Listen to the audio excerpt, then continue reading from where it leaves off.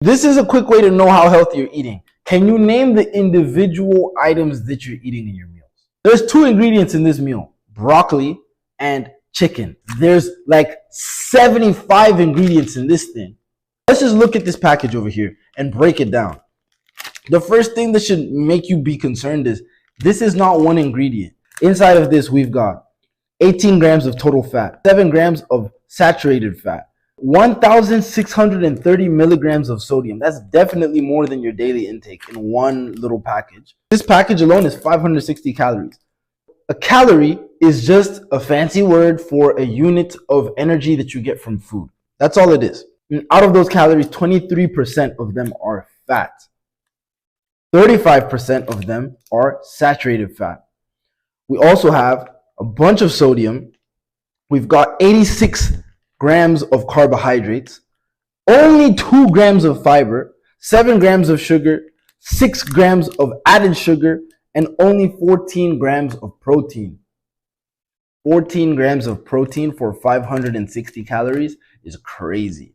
Now, look, if you're new to this whole food diet world, I understand that might have been a little bit overwhelming because you probably don't know what saturated fat and trans fat and all of these things are. I'm here to make this very simple for you guys.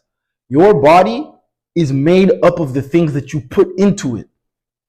Plain and simple. Can we agree? Can we shake hands on that? Your body is made up of the things that you put into it. I mean, what else would it be made out of?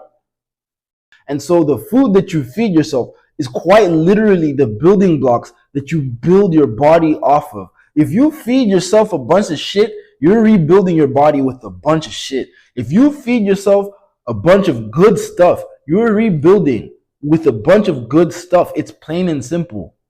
It's plain and simple. I'm gonna emphasize, you're built off of what you consume. If you consume junk, you're made of junk. If you consume good stuff, you're made of good stuff. Some of you guys have been in the gym longer than I have, but you're still chubby and like flabby. The reason that you're soft when you look in the mirror is your diet sucks. You eat like a child. Look at this. You think your great-great-great-grandpa was eating this shit? Seriously. Like, if you want the gains, understand this has to be less than 25% of your diet. And 25% is the absolute maximum. If you want to be a savage, if you want to be cut up and lean, I would take it to like 10%. Out of all of these, the one thing I do have is Ben & Jerry's. And I have it like once a week. Tops. If that. If this is the majority of what you consume, this is the majority of what your body is composed of. Guys, if you found any value in this video so far, make sure to go click the link in my bio. That is going to take you to my school community where I go in way greater depth about my diet and exercise routine. I help people get 6 packs with no cardio. If that's interesting to you, if you want to maintain a muscular, lean physique that you can be proud of, 365 with less effort, less time, and less energy, click the link down below. Let's keep on going. All right, so you want to lean bulk, you want to shred and build. 2 fundamental pieces to the equation. 1, you want to be in a calorie deficit. Therefore, you're burning more than you're consuming, okay? You're burning more than you're consuming, so you're losing weight. But out of the food that you do consume, you want to primarily target protein.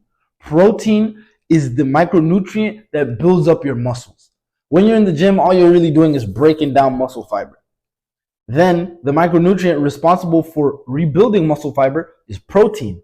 So technically, you need 0.81 grams of protein per pound of body weight to put on muscle. However, because you're already going into a calorie deficit, my advice is overshoot. I personally aim for 1.2 grams of protein per pound of body weight. It's an easy equation, guys. Go, if you weigh 100 pounds, sorry, obviously you don't, but just for easy math, right? I'll probably still get it wrong. If you weigh 100 pounds, you should be aiming to consume 100 grams of protein per day.